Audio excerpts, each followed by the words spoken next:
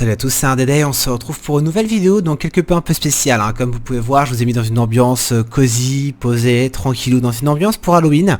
Donc j'ai pris un petit feu de cheminée sympathique, voilà, histoire de pouvoir se mettre dans l'ambiance. Donc je vais vous demander de vous installer tranquillou devant votre écran, donc que ce soit sur votre télé, sur votre portable, sur votre tablette, sur votre ordinateur, bref, peu importe. Posez-vous, asseyez-vous, là maintenant on va parler un petit peu d'histoire d'horreur, hein, puisque c'est pour Halloween qu'on fait ça. Je vais vous raconter, donc c'est une histoire qui m'est réellement arrivée. Donc vous me direz dans les commentaires ce que vous en pensez. Si c'est un canular qu'on m'a fait quand j'étais enfant, si c'est un pote qui m'a fait une blague, enfin bref je ne sais pas. Mais en tout cas je vais vous raconter une expérience qui m'est arrivée, qu'on pourrait presque appeler, qu'on pourrait presque dire que c'est paranormal. Voilà, tout simplement. Alors je vais commencer maintenant, je vais pas tourner autour du pot tout de suite, hein, donc je vais pas commencer à tourner autour du pot, on commence maintenant. Donc ce qu'il faut savoir c'est que j'étais très jeune, j'étais genre en primaire, donc je sais pas quel âge on a quand on est en primaire, mais on va dire que j'étais même pas encore rentré en 6ème, donc j'étais vraiment très jeune, je vais avoir peut-être 8, 9, 10 ans, je sais pas, franchement je me souviens vraiment plus, bref, peu importe, j'étais jeune, c'est tout ce qu'il y a d'important à savoir. J'allais dormir chez un pote qu'on va appeler John, voilà, j'allais dormir chez mon pote John. Ce qui s'est passé cette nuit-là a été incroyable, donc je vais vous raconter ce qui s'est passé. En fait je vais passer l'après-midi là-bas, donc on devait jouer toute l'après-midi, et je vais passer la nuit là-bas aussi. À savoir, ce qui est important à savoir sur John, c'est que sa maman a passé l'arme à gauche récemment, donc elle est morte. Donc voilà, ça me permettait aussi moi de remonter le moral de mon pote, voilà, parce que sa mère était décédée depuis relativement peu.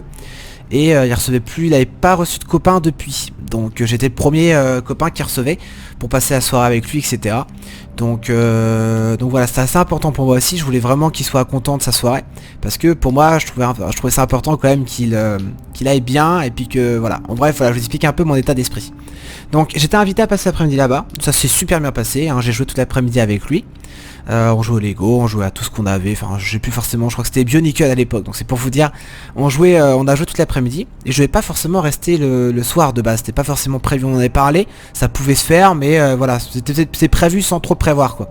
Et il me dit, ouais tiens, un Dédé, et mon prénom c'est Antoine, donc il m'appelle Antoine, hein, Antoine, est-ce que ça te dirait de rester cette nuit à la maison? Je dis oui, carrément, je passe la soirée avec toi, j'en avais parlé à ma mère aussi, parce que on avait parlé aussi. Donc j'ai pas de problème, allez ok. Donc j'ai juste appelé ma mère m'a dit qu'il n'y avait pas de souci, que de toute façon dans mon sac elle m'avait prévu un petit pyjama, parce qu'elle s'en doutait, hein, puisqu'on avait plus ou moins prévu ça tous les deux d'avance. Et donc au cas où là elle prévient un pyjama, donc il n'y avait pas de souci là-dessus.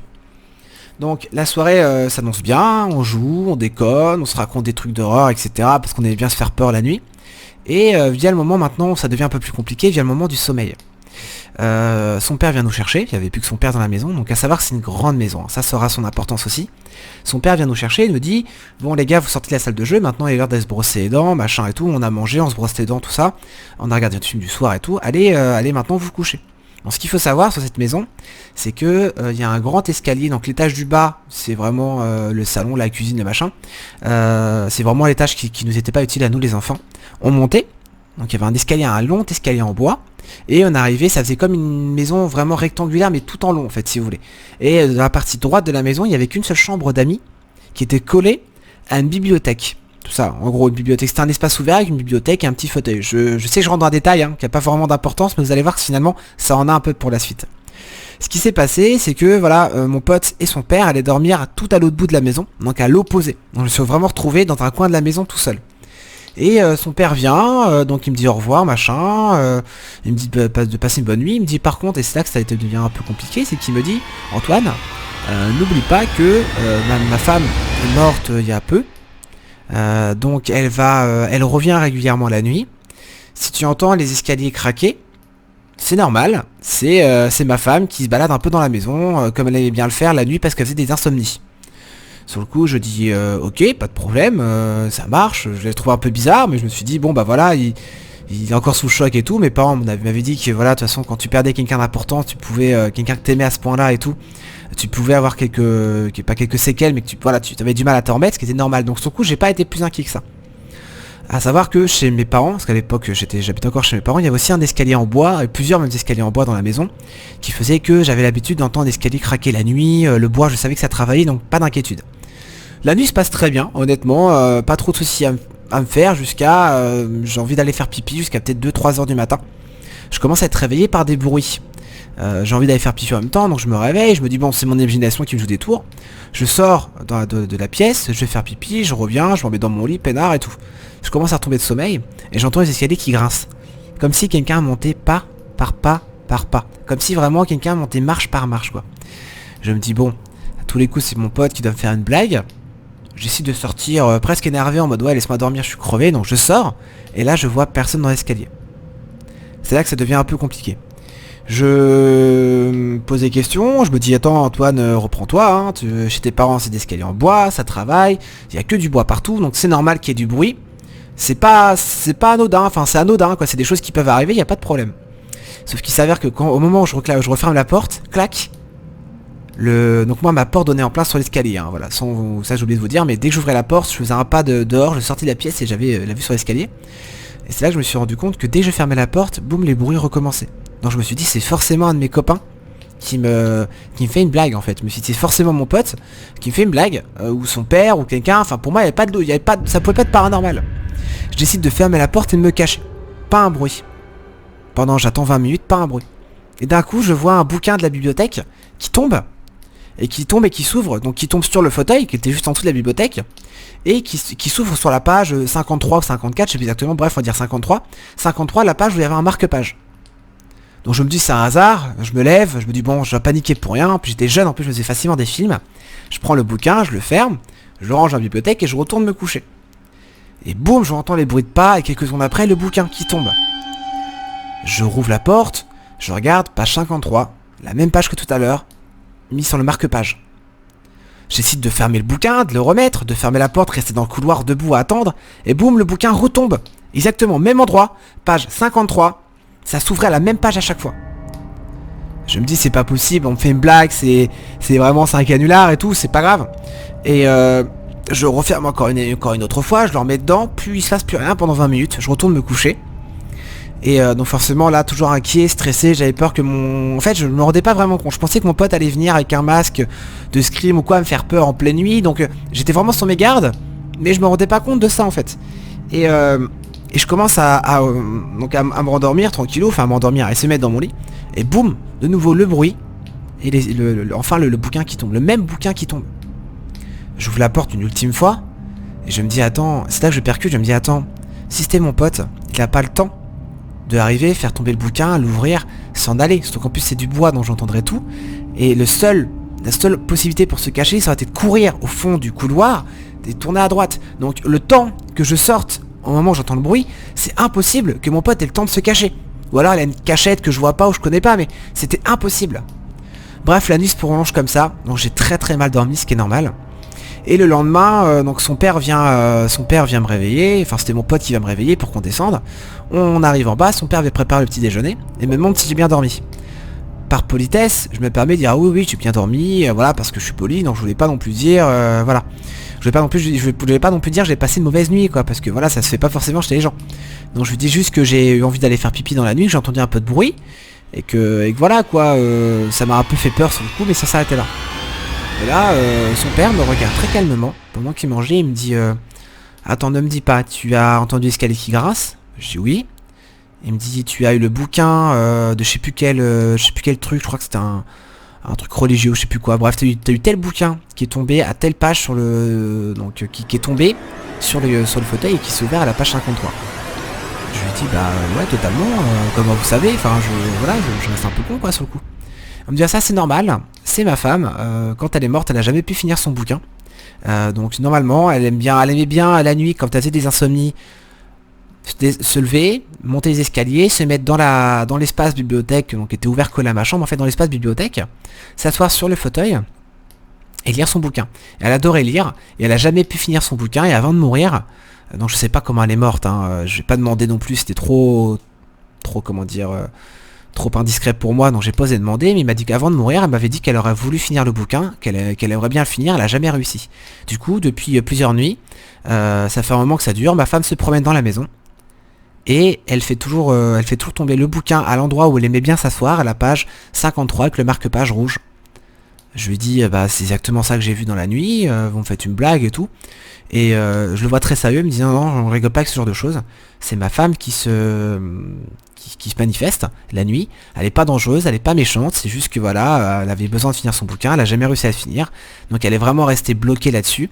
On a essayé différentes méthodes pour la faire, pour qu'elle puisse en aller tranquille, parce qu'il a l'impression qu'elle était bloquée dans ce monde-là ou quoi. Et il m'a dit on a essayé de tous les jours passer une page, 54, 55, 56, 57. Mais à chaque fois elle revient toujours à la page 54, on ne sait pas comment la débloquer. C'est normal, c'est ma femme.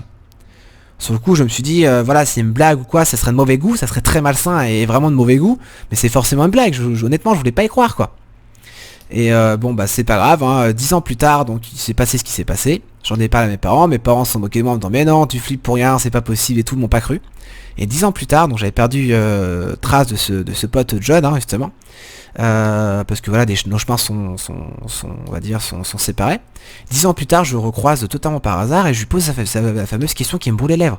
Je lui dis écoute, quand j'étais parti dormir chez toi il y a 10 ans, est-ce que tu peux me le dire, hein? Je t'en voudrais pas, en plus on n'a plus vraiment contact, donc dis-moi la vérité, s'il te plaît. Est-ce que tu m'as fait une blague? Est-ce que toi et ton père vous avez organisé un canular? Est-ce que tu m'avez fait une blague par rapport à ça? Parce que moi ça m'est resté vraiment, ça m'est resté et je m'en souviens encore. Il m'a dit non, non, c'est normal. Moi j'ai quitté la maison plus tard et tout. Mais ma mère est morte dans la maison et elle est restée bloquée là. Et c'était pas une blague, on t'a pas fait une blague, c'était pas possible. Si tu réfléchis bien de là où tu dormais, là où j'étais, c'était impossible, il y avait zéro cachette, il y avait rien.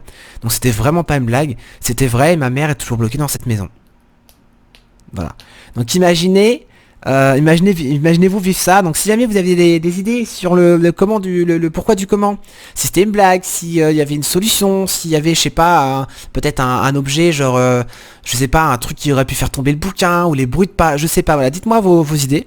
Mais je voulais quand même vous partager pour Halloween, simplement ces petites anecdotes. Donc j'espère qu'elle vous aura plu. Je vais même m'arrêter là, du coup, je pense. Oh, vous savez quoi, je vais même vous en raconter une deuxième. Celle-là est beaucoup moins cool, elle est beaucoup moins rigolote, mais je vous la raconte quand même. J'étais avec un ami, ma modératrice, donc sur la chaîne qui s'appelle Isabelle. On était tous les trois. On sortait au cinéma, et voilà, on est potes tous les trois. Donc on se connaît tous très bien depuis des années maintenant. Donc depuis maintenant pas loin de 10 ans même. Donc on part au cinéma dans la ville d'à côté, parce que moi j'habite à cette époque-là j'habitais encore dans un petit village, maintenant j'habite en ville, mais à cette époque-là j'habitais dans un petit village. Et on sort, on va au cinéma. Et donc la séance c'était la séance de minuit, parce qu'on avait bien se faire peur d'y aller le plus tard possible. On regarde un film d'horreur, etc. Ou je sais plus quel film, bref, peu importe. Donc jusqu'à là tout se passe bien. Et on rentre dans la voiture pour rentrer, parce qu'il y avait que mon pote qui avait le permis, moi j'étais encore trop jeune, et ma modératrice pareil. On commence à rentrer, lui conduit, moi je suis à côté de mon pote, et la modératrice derrière, et puis tout se passe bien. Et on voit une voiture qui commence à nous suivre. Donc commence à nous suivre, va vraiment nous suivre quoi. Prenez toutes les directions qu'on prenait. Ce qui était étrange, c'est qu'il n'y avait pas de feu. Donc on est en pleine nuit, hein, la séance de minuit, le film dure 1h30, il devait être au moins 1h30, 2h du matin quoi. Quelqu'un nous suit, on n'arrivait pas à voir si c'était une femme ou un homme. Il y avait vraiment tout éteint, pas de lumière, rien. Donc il roulait en fait avec une voiture vert bouteille noire, enfin une couleur qui se voyait pas beaucoup. Et il roulait, le mec nous suivait, on est parti à droite, il est parti à droite, donc on s'est dit au bout d'un moment, on se fait des idées, on flippe, c'est pas grave, hein, c'est des choses qui arrivent, il y a pas de souci, on balise, mais c'est pas important, c'est rien. Et puis au bout d'un moment mon pote il me dit écoute on va prendre une direction qui n'a aucun rapport avec ce qu'on prend d'habitude, on va passer par un petit chemin de campagne. Et tu vas voir, on va passer par là, on va voir si vraiment elle nous suit. J'écoute oui, pas de problème, parce qu'on était de retour vers le patelin du coup. Mais le mec nous suivait depuis Caen, quoi, depuis ma ville, donc la ville de Caen. On commence à rouler, et puis on prend un petit chemin, et le mec nous suit. Le mec ou la nana, on sait pas, le mec nous suit. Nous on reste, il n'y a plus un bruit dans la voiture, on commence à être un peu tendu, on se demande pourquoi le mec nous suit, est-ce qu'on a oublié, donc on s'est dit, moi j'étais en train de relativiser, je fais bon on a dû oublier un truc dans le cinéma, et le mec il veut vraiment nous le rendre, il peut être gentil, on sait pas, enfin voilà, j'essaie de trouver des excuses. Et on passe dans un long chemin de campagne où il n'y a personne, à sens unique, enfin à sens unique, il y avait tellement pas de place qu'on n'aurait pas pu passer à deux à ce moment-là. Et le mec nous suit à égale distance. Donc quand on freine, on pile, le mec pile, quand on accélère, il accélère, mais vraiment le mec nous suit quoi. Et c'est ça qui devient un peu dérangeant. Il s'avère que donc on longe, et en fait à côté de nous il y a que des champs. Il y a que des champs. Il y a rien à côté, pas de ville, rien de rien, il y a que des champs. Je commence un petit peu à bader, mon pote aussi, on commence tous un peu à se dire mais qu'est-ce qu'il a pour qu'il nous suit comme ça? Il n'y a pas de sens, ça fait un long moment qu'il nous suit, mais pas de clignotant, pas de lumière, rien. Le mec est vraiment bizarre quoi, le mec est vraiment étrange. Et c'est là que ça devient complètement what the fuck, on n'a pas compris trop ce qui se passait. Ah, et je vous jure que c'est une histoire vraie. Donc après ça par contre, il y a moins paranormal, je pense que ça peut s'expliquer. Peut-être un drone, peut-être je sais pas ce qui a pu se passer, mais bref, à un moment du ciel, donc enfin du moins très loin dans le champ, donc on sait pas si ça vient du ciel ou pas parce que c'était vraiment extrêmement loin. On voit une espèce de rayon laser, comme un scanner en fait, comme un scanner dans les films, qui passe de haut en bas sur la voiture. Mais pendant quelques secondes, 4-5 secondes, il passe de haut en bas sur la voiture, et d'un coup, boum, plus de lumière, plus rien.